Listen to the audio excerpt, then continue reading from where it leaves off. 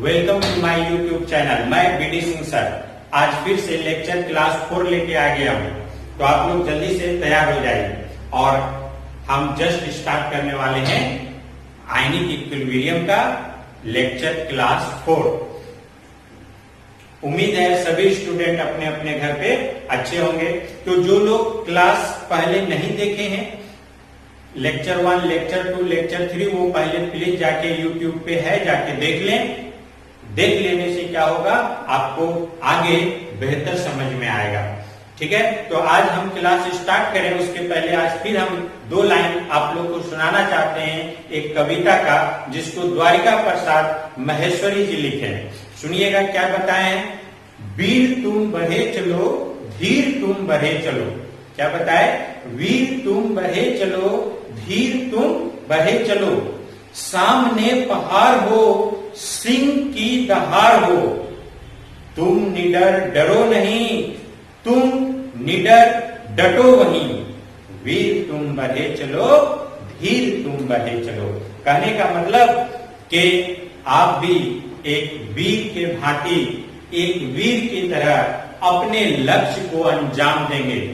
जब तक लक्ष्य को हासिल नहीं कर लेंगे तब तक चैन का सांस नहीं लेना है। अब्दुल कलाम जी बोले थे कि दिन में सपना देखिए, दिन में, रात में नहीं। बहुत लोग रात में सपना देखता है, खैर कोई बात नहीं। दिन में सपना देखिए और उसको पूरा करने के लिए दिन रात एक कर दीजिए, तभी लक्ष्य हासिल होगा। आइए हम क्लास स्टार्ट करते हैं आयनिक इक्विलिब्रियम का। जो आज टॉपिक हम लोग पढ़ेंगे वो टॉपिक क्या है? Ionization constant of water and its ionic product. क्या है? Ionization constant of water and its ionic product. तो देखिए आज हम वाटर का आयनिक प्रोडक्ट पढ़ेंगे, आयोनाइजेशन कांस्टेंट पढ़ेंगे। तो हम इसके पहले वीक एसिड वीक बेस का डिसोसिएशन कांस्टेंट या आयोनाइजेशन कांस्टेंट पढ़ चुके हैं। उसी के तरह कुछ हम वाटर का भी आयोनाइजेशन कांस्टेंट का क्या करेंगे? स्टडी करेंगे। तो हम आगे देखते हैं कि वाटर कैसे आयोनाइज होता है। तो हम आपको बताएं, प्योर स्टेट में वाटर बहुत ही वीक आयोनाइज होता है। प्योर स्टेट में वाटर क्या होता है? बहुत ही वीक आयोनाइज होगा। तो आपको बताएं कि जब प्योर स्टेट में वाटर वीक आयोनाइज होता है, इसका मतलब वो वीक इलेक्ट्रोलाइट होगा, यानी वो वीक इलेक्ट्रोलाइट की तरह बिहेव करता है। कौन? वाटर। प्योर स्टेट में जब वो वीक इलेक्ट्रोलाइट की तरह बिहेव करता है, बहुत कम आयोनाइज करता है, तो वो एक इक्विलिब्रियम बनाएगा, है ना। वीक इलेक्ट्रोलाइट जैसे बनाता है वैसे वाटर भी एक वीक इलेक्ट्रोलाइट है, वो भी एक इक्विलिब्रियम बनाएगा। और उसी के कांस्टेंट को जैसे हम लोग लिखते थे एसिड के या बेस के कांस्टेंट को, वैसे वो भी कांस्टेंट लिखेंगे और उसको हम लोग बोलेंगे आयोनाइजेशन कांस्टेंट ऑफ वाटर। ठीक है, जिससे अलग होगा आयनिक प्रोडक्ट ऑफ वाटर। देखेंगे आइए कैसे। तो पहले हम इसको नोट कर लेते हैं, आप लोग भी नोट कर लीजिए। इन pure state, in pure state water is weakly ionized। Pure state में वाटर क्या होगा? वीकली आयोनाइज होगा। Actually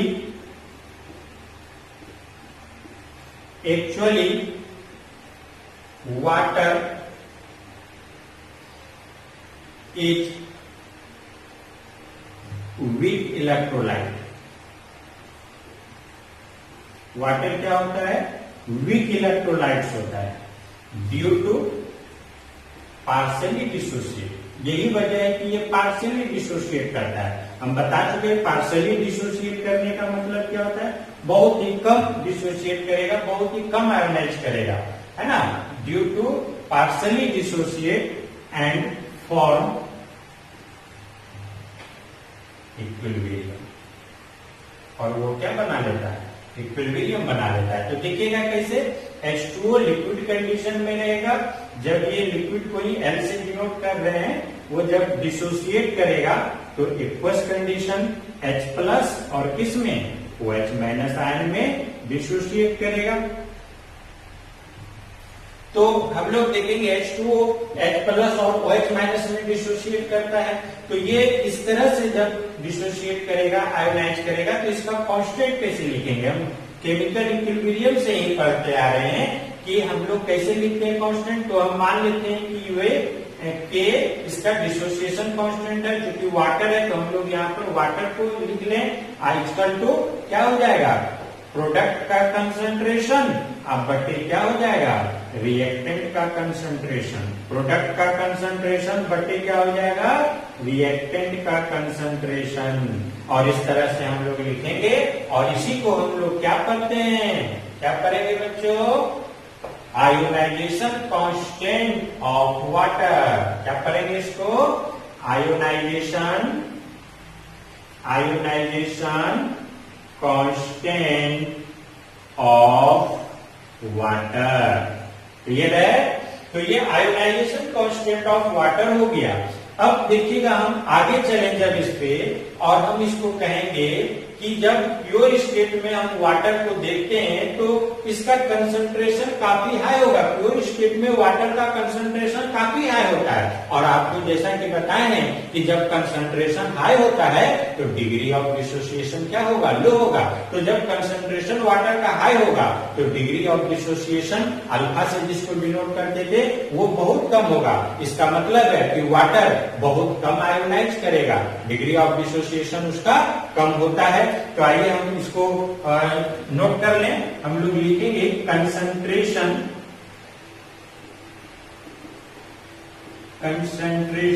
of water in pure state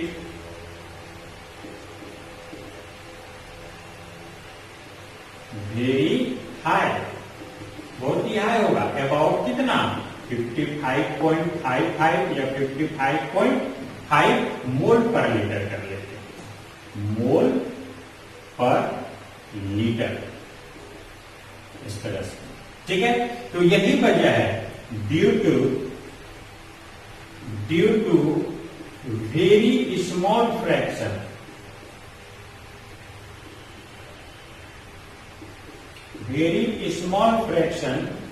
of it dissociate. यही वजह है कि बहुत कम ये क्या करता है डिसोसिएट करता है। यही वजह है कि ये बहुत कम डिसोसिएट करता है क्योंकि इसका कंसंट्रेशन काफी क्या होता है हाई होता है। जब कंसंट्रेशन हाई होगा तो इसमें डिसोसिएशन या आयोनाइजेशन बहुत ही क्या हो जाएगा कम हो जाएगा। डिसोसिएशन या आयोनाइजेशन इसका कम होगा। इसका मतलब H+ या OH- में जो आयोनाइज होगा वाटर वो बहुत ही क्या हो जाता है कम हो जाता है। तो यहीं पर हम यहाँ पर लिखेंगे dissociate small fraction of it dissociate, या इसी को आप कर सकते हैं आयोनाइज, है ना। देयरफॉर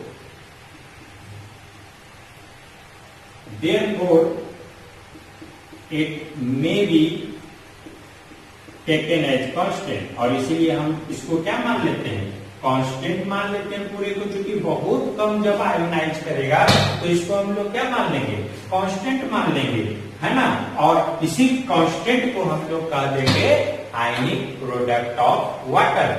कांस्टेंट मान लेंगे किसको आयोनाइजेशन कांस्टेंट को वाटर के साथ, क्योंकि बहुत कम आयोनाइज करता है तो दोनों मिलकर जो कांस्टेंट अनदर कांस्टेंट यानी दूसरा कांस्टेंट बन जाएगा उसको हम लोग क्या बोल देंगे कि आयनिक प्रोडक्ट ऑफ वाटर। तो यहाँ पर हम लोग लिखेंगे कि जब कांस्टेंट हम लोग मानेंगे उसी को कांस्टेंट ले लेंगे, क्योंकि दोनों कंबाइन करेगा वाटर का कंसंट्रेशन और आयोनाइजेशन कांस्टेंट ऑफ वाटर। तो हम लोग वहीं पर ले लेंगे कि इसको आयनिक प्रोडक्ट ऑफ वाटर हम लोग मानेंगे। तो यहीं पर हम कह दें कि लिख लें HKaH2O इक्वल टू H+ का कंसंट्रेशन OH- आयन का कंसंट्रेशन बाई H2O का कंसंट्रेशन। अब क्रॉस मल्टीप्लीकेशन में ये आ जाएगा इस तरह से, ये आयनाइजेशन कांस्टेंट ऑफ वाटर हो गया और ये वाटर का कंसंट्रेशन इक्वल टू क्या बच जाएगा H+ आयन का कंसंट्रेशन और OH- आयन का कंसंट्रेशन इस तरह से। अब इसी पूरे को हम लोग एक साथ क्या लिख देंगे KW, जिसको हम लोग क्या पढ़ते हैं आयनिक प्रोडक्ट ऑफ वाटर। तो आयनिक प्रोडक्ट ऑफ वाटर बराबर क्या हो जाएगा H+ आयन और OH माइनस आयन। यही बन गया आपको आयनिक प्रोडक्ट ऑफ वाटर। क्या बन गया ये? आयनिक प्रोडक्ट ऑफ वाटर। तो इसको आप लोग जो है नोट कर लीजिए और फिर हम जस्ट इससे आगे चलेंगे।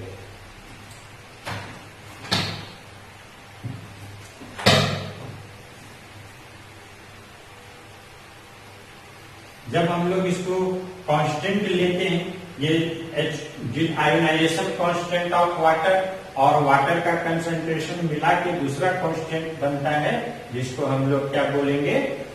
आयनिक प्रोडक्ट ऑफ वाटर। समझ में आ रहा है? बिल्कुल आ रहा होगा। तो हम लोग यहाँ पर देखेंगे KW को क्या करेंगे? आयनिक product of water. Ionic product of water क्या करेंगे यहाँ पर? आयनिक प्रोडक्ट ऑफ वाटर। यही KW बराबर क्या हो गया? हाइड्रोजन आयन का कंसंट्रेशन और हाइड्रोक्सिल आयन का कंसंट्रेशन, और इसी के इक्वल हो गया KW यानी आयनिक प्रोडक्ट ऑफ वाटर। अब देखेंगे आगे। तो हम आपको देखिए बताएं कि हाइड्रोजन आयन का कंसंट्रेशन जो होता है वाटर में प्योर स्टेट में, वो जितना डिसोसिएट करता है हाइड्रोजन आयन, उतना ही डिसोसिएट क्या करेगा? Hydroxyl ion. दोनों इक्वल अमाउंट में डिसोसिएट करेगा। और हाइड्रोजन आयन का जो डिसोसिएशन होता है वो एक्सपेरिमेंटली कैलकुलेट किया गया है। कितना? 10 to the power -7 at 25 degree Celsius, या आप इसी को कह सकते हैं 298 केल्विन पे, यानी 298 केल्विन पे वाटर जो आयोनाइज करेगा उसमें हाइड्रोजन आयन का concentration 10 to the power -7।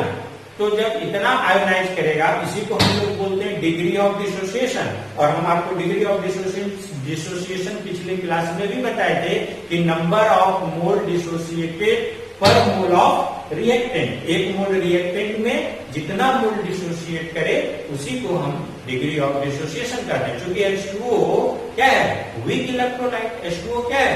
Weak electrolyte. तो जब H2O वीक इलेक्ट्रोलाइट है तो इसमें आयोनाइज भी क्या होगा? बहुत कम होगा। और ये कैलकुलेट करके एक्सपेरिमेंटली निकाला गया है कि हाइड्रोजन आयन का कंसंट्रेशन जब वाटर प्योर स्टेट में रहे तो 10 टू द पावर -7 होता है 298 केल्विन पे। ये टेम्परेचर पे डिपेंड करता है, आगे बताएंगे। इसीलिए बार बार हम टेम्परेचर इसमें लगा रहे हैं। अगर टेम्परेचर अधिक कम हो तो आयोनाइजेशन भी ज्यादा कम हो सकता है। इसीलिए हम बताए कि 10 टू द पावर -7 ये कितना पे है? जो कि स्टैंडर्ड टेम्परेचर है 298 केल्विन पे।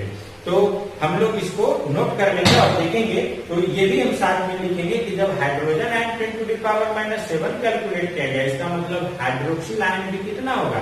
10 टू द पावर -7, क्योंकि जितना हाइड्रोजन आयन होगा उतना ही हाइड्रोक्सिल आयन भी क्या होगा? आयोनाइज करेगा। इक्वल अमाउंट में आयोनाइज करता है। तो आइए हम लोग यहाँ पर नोट करते हैं। आगे लिखेंगे the concentration of hydrogen ion. तो जैसे कि हम बताएं कि हाइड्रोजन आयन का concentration, the concentration of hydrogen ion in pure state of water experimentally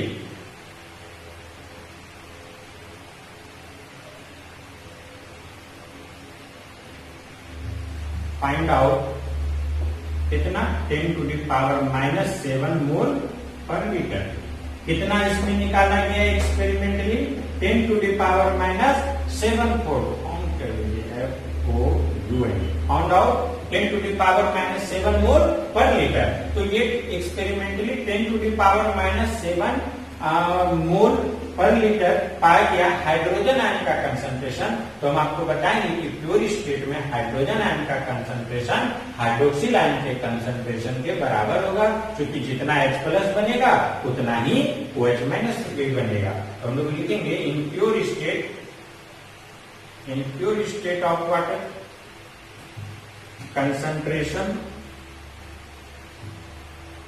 concentration of hydroxyl ion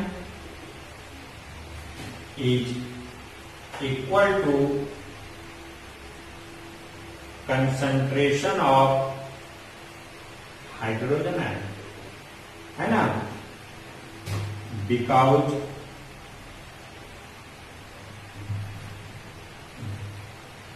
dissociation in equal number of hydrogen ion and hydroxyl ion, दोनों जो होगा इक्वल नंबर में क्या होगा, डिसोसिएट होगा। In pure state of water concentration of hydroxyl ion is equal to the concentration of hydrogen ion because dissociation in equal number of hydrogen ion and hydroxyl ion. Equal number में hydrogen ion और hydroxyl ion क्या करता है, dissociate करता है। इसीलिए हम लोग कहेंगे कि इसमें दोनों का कंसंट्रेशन बराबर होगा, हाइड्रोजन आयन का और हाइड्रोक्सिल आयन का। क्लियर है, इसको इधर आप नोट कर लीजिए।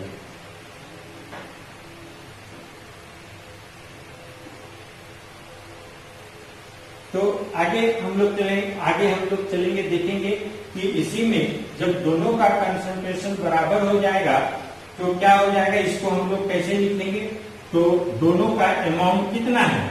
तो आइए ध्यान दीजिएगा, दोनों का अमाउंट कितना हो जाएगा, H प्लस हो जाएगा और OH माइनस, दोनों क्या हो जाएगा, इक्वल हो जाएगा। तो जब H प्लस का हम बता चुके हैं कंसंट्रेशन 10⁻⁻7, तो इसका भी कंसंट्रेशन कितना हो जाएगा, 10⁻⁻7। तो यही हम लोग लिखेंगे यहाँ पर 10⁻⁻7। दोनों का कंसंट्रेशन इतना हो जाएगा, दोनों का मिला कि नहीं, दोनों का अलग अलग 10⁻⁻7। तो इसका भी कितना 10⁻⁻7 मोल पर लीटर, ये हो जाएगा। तो हम लोग यहाँ पर देखेंगे, अगर आपको KW दे दे तो KW यानी आयनिक प्रोडक्ट ऑफ वाटर बराबर क्या हो जाता है, H प्लस आयन और OH माइनस आयन। तो देखिए KW का वैल्यू कितना हो जाएगा, तो KW का वैल्यू कितना, H प्लस का बताए 10⁻⁻7, इसको 1 × 10⁻⁻7 कर देते हैं और इंटू कितना हो जाएगा, OH माइनस आयन का भी इतना ही सेम होता है जैसा कि बताए। तो अब दोनों का वैल्यू KW बराबर कितना हो जाएगा, 1 × 10⁻14 और यही हो जाएगा कितना पे, तो मोल स्क्वायर पर लीटर स्क्वायर। ठीक है, तो ये आयनिक प्रोडक्ट ऑफ वाटर का वैल्यू हो गया कांस्टेंट का, क्या हो गया, आयनिक प्रोडक्ट ऑफ वाटर का ये क्या हो गया वैल्यू, जो कांस्टेंट होगा, जिसका हम बार बार यूज करेंगे। ये कितना पे होता है, इस पे लिख सकते हैं एट 298 केल्विन, इस पे भी लिख सकते हैं कितना, 298 केल्विन पे ये वैल्यू क्या होता है, आयनिक प्रोडक्ट ऑफ वाटर का हम लोग निकालते हैं। क्योंकि जैसा कि पहले बताया था, बार बार हम टेम्परेचर का यूज इसलिए कर रहे हैं क्योंकि आयनिक प्रोडक्ट ऑफ वाटर जो होता है वो टेम्परेचर पे डिपेंड करता है। टेम्परेचर बढ़ने के साथ आयनिक प्रोडक्ट ऑफ वाटर का वैल्यू भी क्या हो जाता है, बढ़ जाता है। आगे जस्ट देखेंगे कुछ ही देर में। तो इसीलिए हम बताएं कि ये 298 केल्विन यानी 25 डिग्री सेल्सियस पे इसका वैल्यू क्या होता है, कितना होता है। तो अब हम इसी चीज को आगे आपको बताएंगे। जैसे आपको कह दें कि डिग्री ऑफ डिसोसिएशन, क्या बोलते, degree of dissociation, degree of dissociation of water, water का डिग्री ऑफ डिसोसिएशन बोलते हैं। तो जैसे कि हम बताए थे, डिग्री ऑफ डिसोसिएशन किसको बोलते हैं, नंबर ऑफ मोल डिसोसिएटेड पर मोल ऑफ रिएक्टेंट। कितना मोल डिसोसिएट करेगा पर मोल में, वही हो जाएगा क्या, डिग्री ऑफ डिसोसिएशन। तो डिग्री ऑफ डिसोसिएशन में क्या हो जाएगा, तो यहाँ पर आप लिख सकते हैं डिग्री ऑफ डिसोसिएशन में एक यहाँ पर जैसे हम लोग लेते हैं कि डिग्री ऑफ डिसोसिएट कितना डिसोसिएट कर रहा है, तो 10⁻⁻7 मोल पर लीटर कितना में, तो 1 मोल वाटर 55.5 में, तो 55.5 और इसी को डिवाइड जब देंगे तो यही निकल जाएगा आपका degree of dissociation of water. फिर से देखिएगा, बताएंगे, समझिएगा। 1 मोल वाटर में कितना हाइड्रोजन आयन डिसोसिएट कर रहा है, आयनाइज हो रहा है, 10⁻⁻7। 1 मोल वाटर में, यानी 1 मोल वाटर में 55.5 होगा। तो हम लोग बोलेंगे कि यहाँ पर डिग्री ऑफ डिसोसिएशन इतना ही होता है, इसको डिवाइड देंगे तो हो जाएगा 1.8 × 10⁻⁹। तो यही हो गया आपका degree of dissociation of water.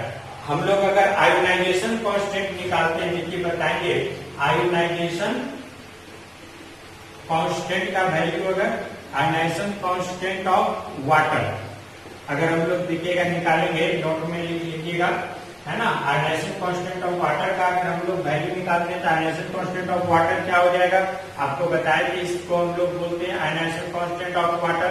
तो इसको हम लोग H प्लस आयन और OH माइनस आयन, अब बात क्या लिखते थे, H2O। तो दोनों का कंसंट्रेशन अगर हम यहाँ पर पुट करते हैं 10 to the power minus 7 into 10 to the power minus 7, ये हो जाएगा 55.5, यानी इसका वैल्यू कितना आ जाएगा, 10 to the power minus 14 by 55.5 divide कीजिएगा 1.8 into 10 to the power minus 16 आ जाएगा। यही आयनिक प्रोडक्ट ऑफ वाटर कैसे, इसी में अगर हम लोग देखें दोनों का वैल्यू अलग अलग होगा। आयनिक प्रोडक्ट ऑफ वाटर का जैसे वहां निकाले भी थे, तो यहाँ पर आप देखेंगे अलग से कि जब इसको हम लोग लेंगे तो यही आयनिक प्रोडक्ट ऑफ वाटर का क्या हो जाएगा, इसी को क्रॉस मल्टीप्लीकेशन कीजिएगा, KW बराबर चूंकि क्या होता है ये हम पढ़ चुके हैं H2O, इसी को हम लोग KW बोलते थे। तो इसको हम लोग क्या लिख लेंगे, इसी को हम लोग लिखते हैं H plus minus OH minus बराबर कितना, इसके बराबर क्या होता है H plus into OH minus ion का कंसंट्रेशन। तो इसी को हम लोग लिखेंगे KH2O इंटू ये कितना हो जाएगा 55.5 एक मोल, ये हो जाएगा KW का वैल्यू। क्लियर है यहाँ पर। तो इसको आप लोग जो है नोट कर सकते हैं, ये आयनिक प्रोडक्ट ऑफ वाटर हो गया, ये आयनाइजेशन कांस्टेंट ऑफ वाटर हो गया, दोनों का वैल्यू क्या हो जाएगा, अलग अलग हो जाएगा। नेक्स्ट में अब हम लोग चलेंगे, अब यही चीज हम यहाँ पर लिखेंगे जो भी आपको बता रहे थे, नोट करवा देंगे कि चूंकि टेम्परेचर इंक्रीज होने से आयोनाइजेशन बढ़ता है या बोले डिसोसिएशन ज्यादा होता है, क्योंकि ये एक इंडोथर्मिक प्रोसेस होता है आयोनाइजेशन, है ना। तो हम लोग लिखेंगे, इसको नोट कर लेंगे, आयनिक product of water, ionic product of water, ionic product of water depend on temperature, depend on temperature. Ionic product water का जो होगा वो टेम्परेचर से क्या करता है, डिपेंड करता है। As the temperature increases, as the temperature increases, जैसे जैसे टेम्परेचर इंक्रीज करेगा, as the temperature increases ionic product value of ionic product increases, value of KW increases. यानी जैसे जैसे टेम्परेचर इंक्रीज करेगा KW का भी वैल्यू इंक्रीज करेगा, क्योंकि टेम्परेचर बढ़ने से आयोनाइजेशन क्या होता है, बढ़ता है। और ये क्या है, इंडोथर्मिक प्रोसेस है, बिकॉज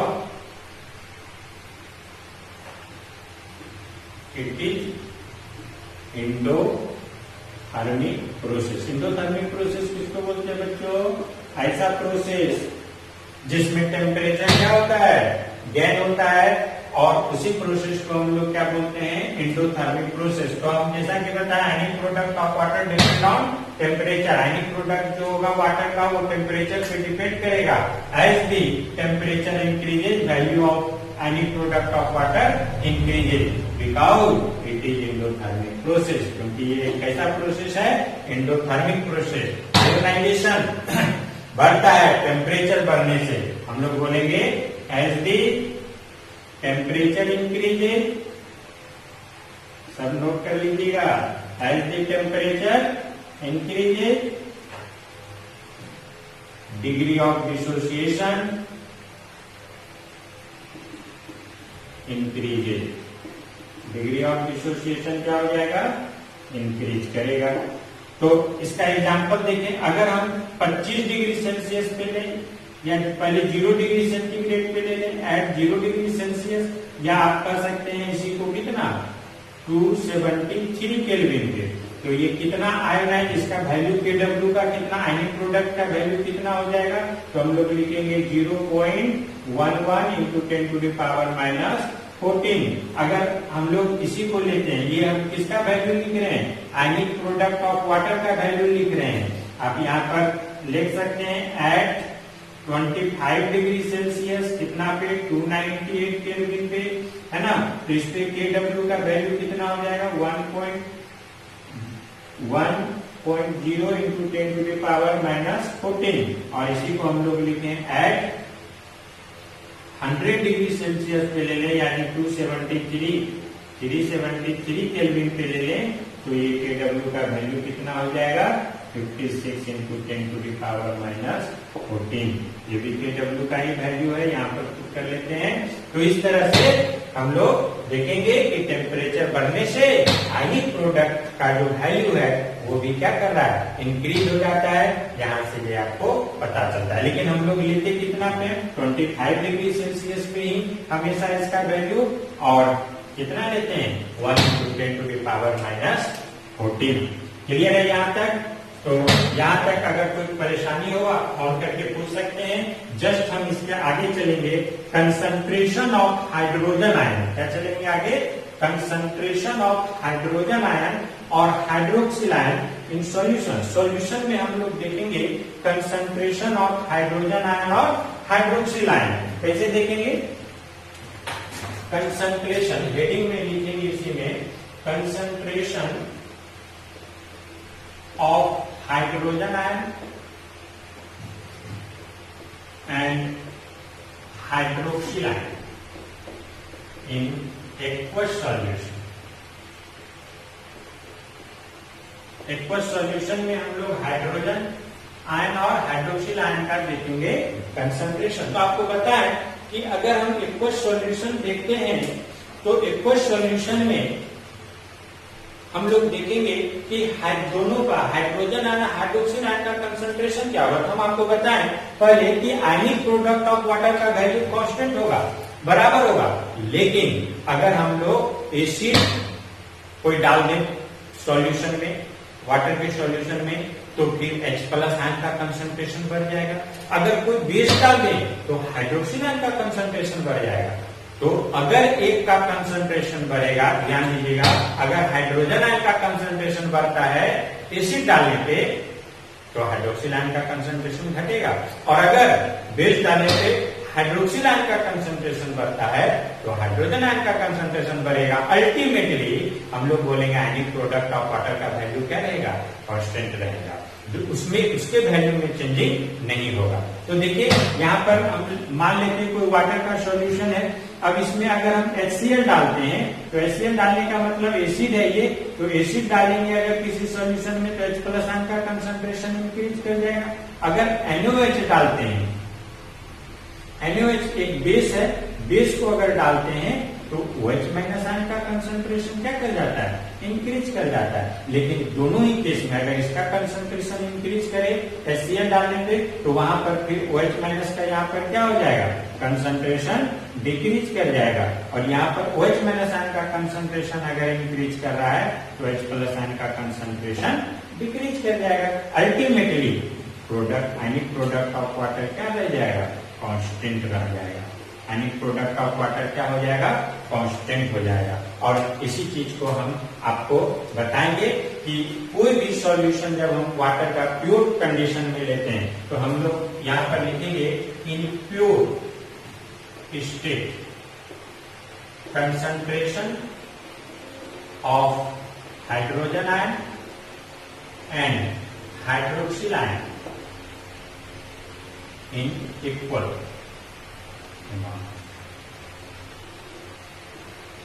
है ना। प्योर स्टेट में हाइड्रोजन आयन और हाइड्रोक्सिल आयन का कंसंट्रेशन इक्वल होगा, as well as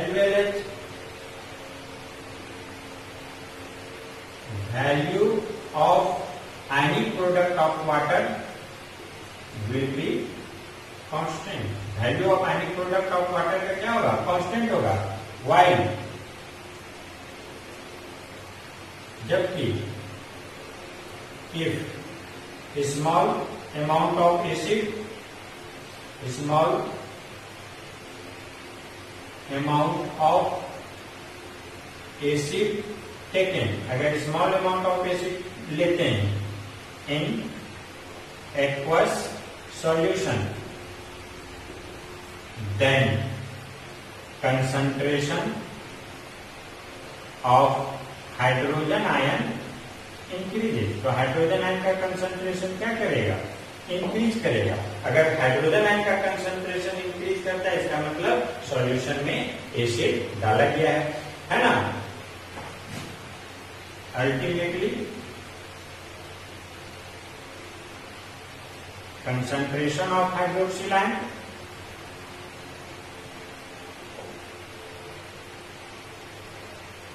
decrease। Hydroxyl ion का कंसंट्रेशन क्या करेगा, डिक्रीज करेगा, है ना। Therefore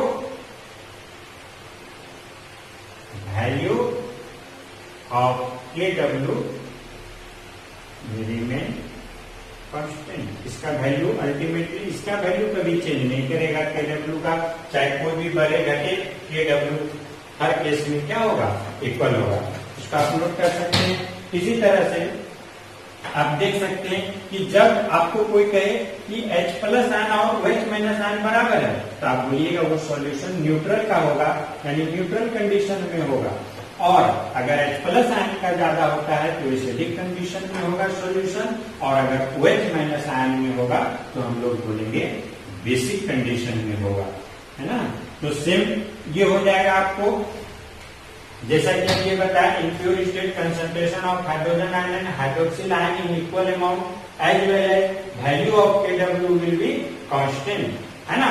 While if small amount of acid taken in aqueous solution, यहाँ aqueous है, aqueous solution में हम लोग लेते हैं small amount में, then concentration of hydrogen ion increases, ultimately concentration of hydroxyl ion decreases, therefore value of Kw remains constant। और इस तरह से हम लोग बोलेंगे Kw का वैल्यू यानी आयनिक प्रोडक्ट ऑफ वाटर का वैल्यू क्या होगा, कांस्टेंट होगा। और इसी तरह से सेम देखेंगे, इफ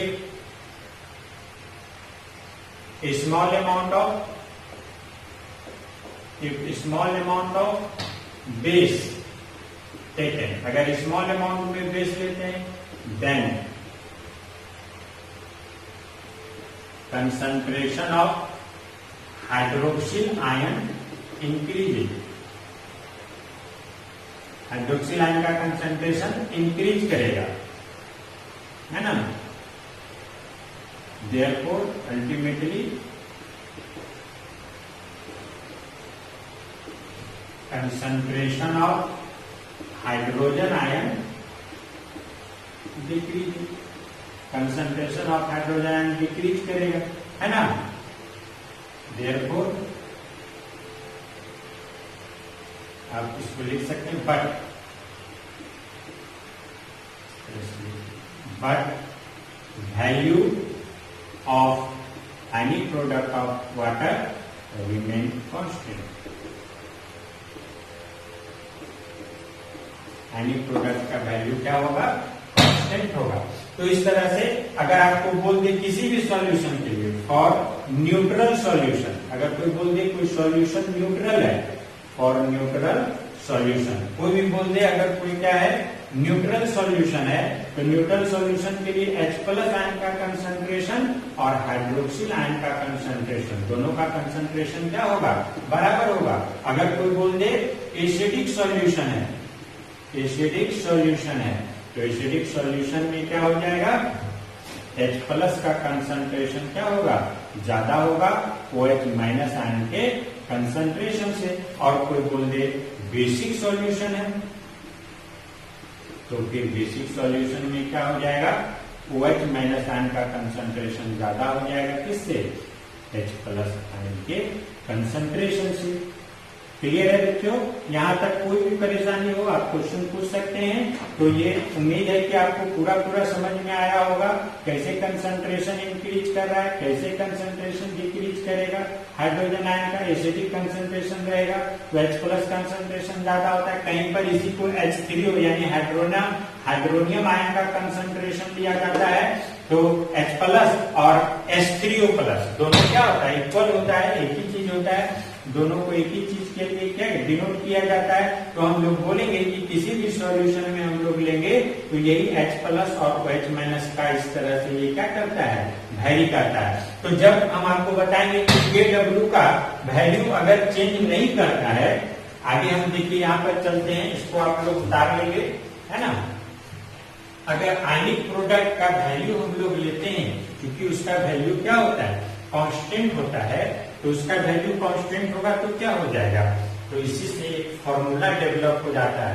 अगर किसी एक का कंसंट्रेशन आपको क्वेश्चन में दिया हो और पूछे कि दूसरे का कंसंट्रेशन बताइए, तो आप Kw का यानी आयनिक प्रोडक्ट ऑफ वाटर का वैल्यू आप पुट कीजिए, दूसरा का कंसंट्रेशन क्या हो जाएगा, निकल जाएगा। जैसे आप यहाँ पर ले सकते हैं, फॉर्मूला करें Kw बराबर H प्लस आयन और OH माइनस आयन। अगर आपको कोई एक का कंसंट्रेशन दिया हो तो H प्लस बराबर कितना हो जाएगा, अगर इसका निकालने के लिए दिया हो तो यहाँ पर हो जाएगा Kw यानी आयनिक product of water bye concentration of hydroxyl ion. और अगर हाइड्रोक्सिल आयन का पूछ दे तो क्या हो जाएगा, आयनिक product of water bye hydrogen ion का कंसंट्रेशन। क्लियर है। तो इस तरह से आप निकाल सकते हैं वैल्यू। इसका वैल्यू आपको बता दिए 10⁻⁻14 at 298 केल्विन। तो अब अगर आपको इस पे क्वेश्चन दे तो आप क्वेश्चन कैसे बनाइएगा, आइए हम एक क्वेश्चन देखते हैं। इसमें सभी लोग लिखिए क्वेश्चन एक कॉपी से। तो देखिए क्वेश्चन हम लोग देखें इसमें,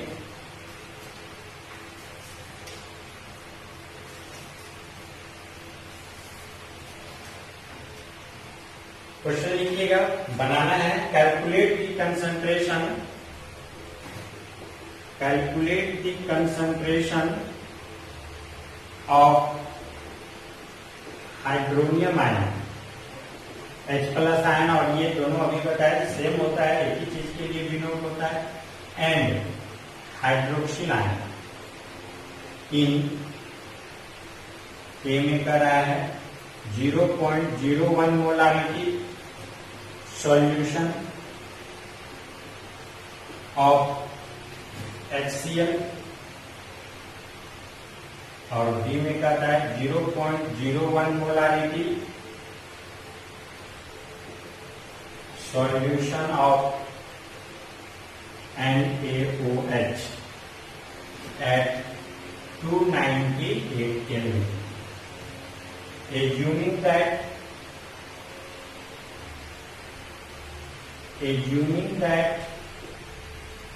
HCl and NaOH and sodium hydroxide are completely ionized under the given condition.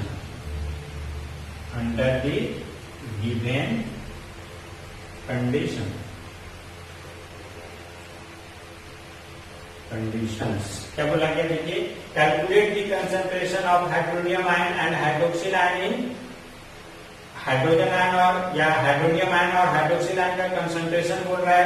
ऐसा अगर सॉल्यूशन है HCl का और फिर इतना सॉल्यूशन है किसका, NaOH यानी बेस का 298 केल्विन पे। आपको कहता है assuming that HCl and NaOH, HCl और NaOH के लिए आपको एज्यूम करना है कि ये कंप्लीटली क्या कर रहा है, आयोनाइज कर रहा है। तो आपको दोनों का क्या निकालना है, कंसंट्रेशन। तो दोनों का कंसंट्रेशन आप कैसे निकालेंगे, तो आइए हम लोग कंसंट्रेशन निकालते हैं। तो आप लोग पहले अपनी कॉपी पे निकाल के देख लेंगे, तभी आगे यहां से आप देखेंगे। तो कैसे, बहुत ही इजी क्वेश्चन है। देखिए अगर अभी तक आप लोग समझे होंगे तो सब लोग आप लोग अभी तक जो है निकाल चुके होंगे, है ना। जो लोग समझे होंगे अच्छे से, तो उम्मीद है कि समझे ही होंगे सब लोग, इसीलिए निकाल पाएंगे, अपने से निकाल के देखेंगे। और अदरवाइज देखेंगे हम यहाँ पर आपको थोड़ा सा बता दें, हेल्प कर दें। ये कंसंट्रेशन है 0.01 मोलारिटी, इसी को आप 1 × 10⁻⁻² मोलारिटी लिख सकते हैं। ये किसका कंसंट्रेशन है ना, HCl है। ये किसका कंसंट्रेशन है, HCl यानी H3O प्लस का है, इसी को आप H प्लस कर सकते हैं। और यही है आपका 1 × 10⁻⁻² मोलारिटी। तो इसका कंसंट्रेशन निकालने के लिए अभी फॉर्मूला बताया आपको, Kw बराबर क्या हो जाएगा, OH माइनस आयन का कंसंट्रेशन ये दिया हुआ है। तो आपको OH माइनस आयन का कंसंट्रेशन निकालना है, हाइड्रोक्सिल आयन का कंसंट्रेशन निकालना है, इस तरह से। ठीक है, तो यहाँ पर आपको इसका सॉल्यूशन दिया हुआ है इस एसिड का कंसंट्रेशन दिया हुआ है, H+ आयन का कंसंट्रेशन दिया हुआ है, हाइड्रोक्सिल आयन का निकालना है। तो हाइड्रोक्सिल आयन का कंसंट्रेशन निकालेंगे तो Kw बराबर 10⁻⁴ और H+ आयन का कितना है 10⁻⁻2, यानी हाइड्रोक्सिल आयन का कंसंट्रेशन कितना हो गया 10⁻⁻12। बी भी बहुत ईजी है, वैसे ही निकल जाएगा। बी में बेस का कंसंट्रेशन दिया है, NaOH का है, यानी OH- आयन का कंसंट्रेशन कितना दिया हुआ है, तो इसमें भी कंसंट्रेशन क्या है सेम है। बी में 1 × 10⁻², तो जब इसका कंसंट्रेशन इतना दिया हुआ है तो H+ आयन का कंसंट्रेशन निकालना है। फिर वैसे ही Kw का क्या हो जाएगा, हाइड्रोक्सिल आयन का कंसंट्रेशन इसका हो जाएगा 10⁻⁴ और इसका हो जाएगा 10⁻², यानी H+ आयन का कंसंट्रेशन फिर कितना हो जाएगा, तो यहाँ पर आपको दिया हुआ है OH- आयन का कंसंट्रेशन और ये हो जाएगा 10⁻12। तो ये चूंकि कंप्लीटली आयोनाइज कर जाता है, ये कंप्लीटली आयोनाइज करता है HCl और OH, इसलिए हम लोग इतना लिए। तो आपको यहाँ पर बता दें, चूंकि HCl, यहाँ पर एक चीज और भी बता दें, देखिए जैसे HCl है तो HCl कंप्लीटली आयोनाइज करेगा और ये H+ देगा। HCl कंप्लीटली आयोनाइज करता है और ये H+ Cl- आयन में, इसीलिए हम लोग इसको ऐसे H+ आयन के लिए यहाँ पर यूज किए। NaOH आयन देखिए ये कंप्लीटली डिसोसिएट करेगा Na+ और OH- आयन से, इसीलिए जब NaOH दिया गया तो हम लोग हाइड्रोक्सिल आयन का कंसंट्रेशन माने और HCl दिया गया तो H+ का कंसंट्रेशन लिए, यानी HCl दिया गया तो H+ के कंसंट्रेशन को लिए और NaOH दिया गया तो OH- आयन के कंसंट्रेशन को हम लिए हैं। और इस तरह से हम निकाले, है ना आसान, बहुत ही आसान है। एक क्वेश्चन हम और देख के आप लोग को होमवर्क छोड़ते हैं, आप लोग इसको बनाइएगा करके। तो आइए नेक्स्ट क्वेश्चन हम लोग लिख लेते हैं, जिसको आप लोग को बनाना है। अगर नहीं बने तो आप बताएंगे, हम इसको सॉल्व करेंगे अगली क्लास में। लेकिन जो लोग नहीं बोलेंगे सब सॉल्व हम समझेंगे कि आप लोग कर लिए होंगे, क्योंकि इजी है। अगर कोई पूछेंगे मैसेज करके या फोन करके तो हम फिर आगे वाले लेक्चर में इसको सॉल्व करेंगे। नेक्स्ट क्वेश्चन में लिखेंगे हम लोग कैलकुलेट द